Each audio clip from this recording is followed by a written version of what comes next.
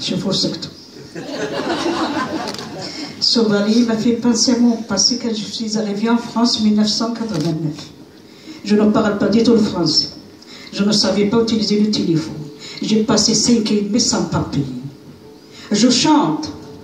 Je chante avec l'aspirateur quand ma patronne n'est pas là.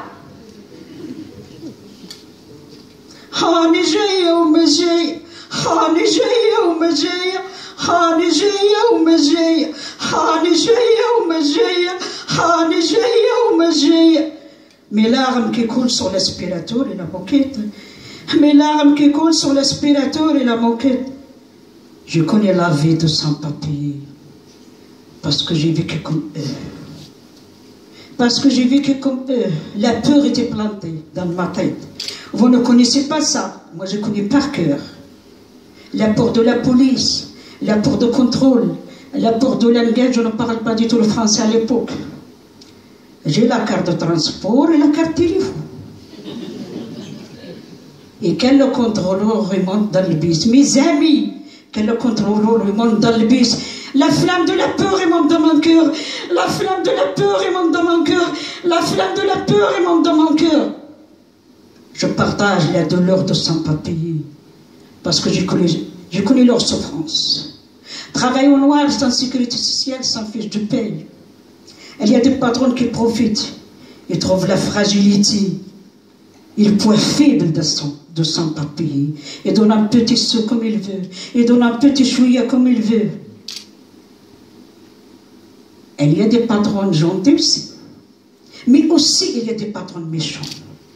Et c'est dommage pour moi, j'ai perdu des adresses pour remercier tous les patrons, à chacun sa façon. Et surtout la patronne qui m'a appris mon passeport et ma carte nationale marocaine. et fermé la porte. J'ai passé 2 mois de prison comme les prisons asile dans le pays de la liberté. Tellement il est riche, mais il est pauvre dans son cœur. Parce que ça existe encore.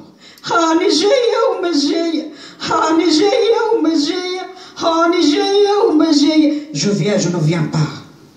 Je viens, je ne viens pas. C'est ça qu'il dit la chanson arabe. Je vous explique. Mes enfants étaient toujours au Maroc. Je leur téléphonais tous les jours. J'ai dit mon chance à mes enfants pour les calmer. J'ai dit, je viens, je ne viens pas, je n'avais pas de papier. Tous les jours, je viens, je ne viens pas. Anna, je viens, je ne viens pas. 12 ans, je viens, je ne viens pas. 3 ans, je viens, je ne viens pas.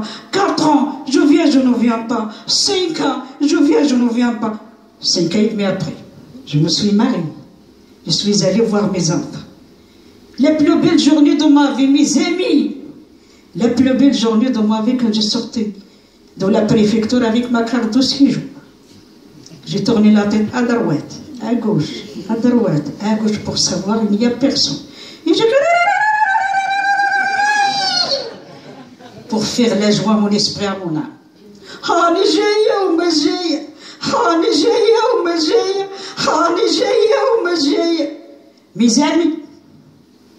Mes amis, c'est fini l'aspirateur. Attaque à t'arrêter.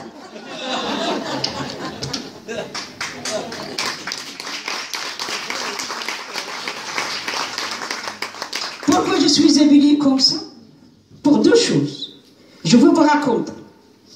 Quand j'étais au Maroc, dans mon village, j'étais habillée comme ça. Sérieusement, respectueusement et tranquillement. Et quand je suis arrivée à Paris,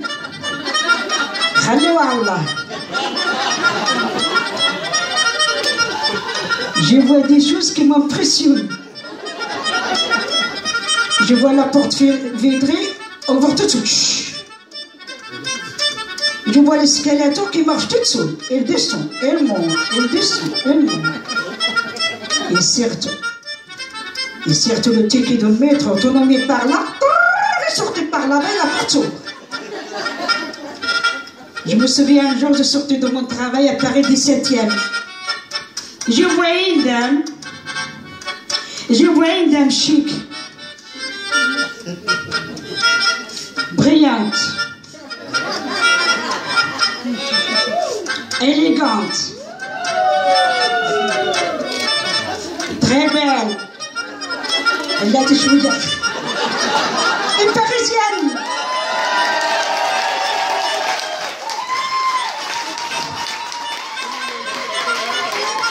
Attends,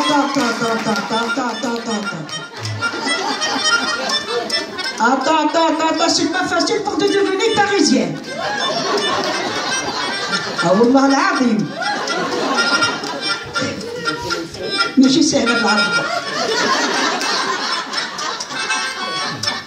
Ah, doucement. C'est pas facile pour Tata Mélodie de devenir parisienne. Et c'est couscous. Et c'est tagine. Et c'est cholestérol. Cette dame, j'ai rien à dire. Chic, belle, élégante, et marche comme ça, comme un petit chouïa comme moi. Il parle avec son petit chien, petit caniche, il dit à son chien, mon bébé, ah oui, mon bébé, c'est mon fils. Mon bébé, un chien. Je n'ai jamais vu ça. Et tout à coup, elle a lâché son petit chien dans la rue. Elle dit à son chien, venez, ta maman, elle est là.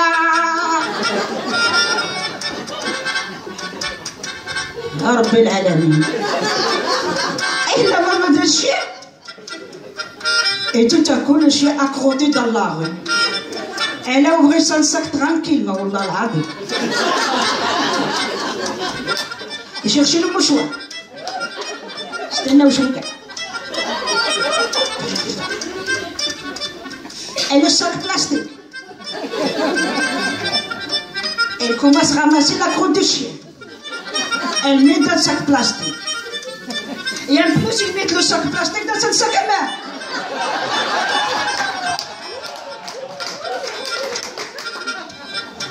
Et moi, j'ai ouvert les yeux, la bouche en grand. Je suis la dame. J'ai besoin de savoir qu'est-ce qu'il fait la dame avec la crotte de chien. Elle mange, ce n'est pas vrai, excuse-moi. Elle décore sa maison avec la crotte de chien. C'est pas vrai. Je me suis dit alors, pourquoi moi, la petite Marocaine qui vient de son village, d'être à la mode comme elle? Alors j'ai mis la jupe comme elle. Elle m'a fait les voir. Ma fille dit, maman, maman, t'es pas honte à ton âge, tu mets une jupe comme ça? Et Allah, c'est des trucs que je me rajoute, je me suis débarrassée de mon père, de mon mari, maintenant ce sont mes enfants qui me commandent. J'ai dit à ma fille, alors, toi tu as 20 ans, tu fais comme tu veux. Et moi non, parce que j'ai 60 ans, parce que je suis maman et belle-mère et grand-mère.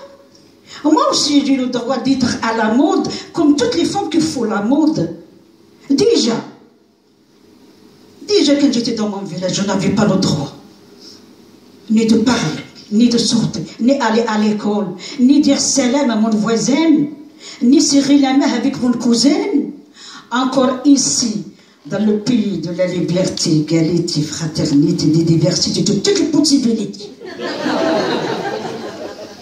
Moi aussi, j'ai le droit d'être à la mode. Moi aussi, j'ai le droit de parler, de sortir, de chanter.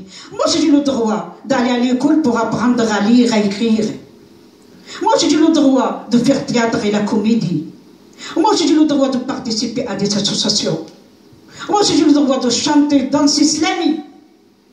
Moi, j'ai le droit de monter sur scène comme aujourd'hui, devant vous. Et pourquoi pas? Et pourquoi pas, mes amis, de devenir une star de cinéma avec tous les réalisateurs?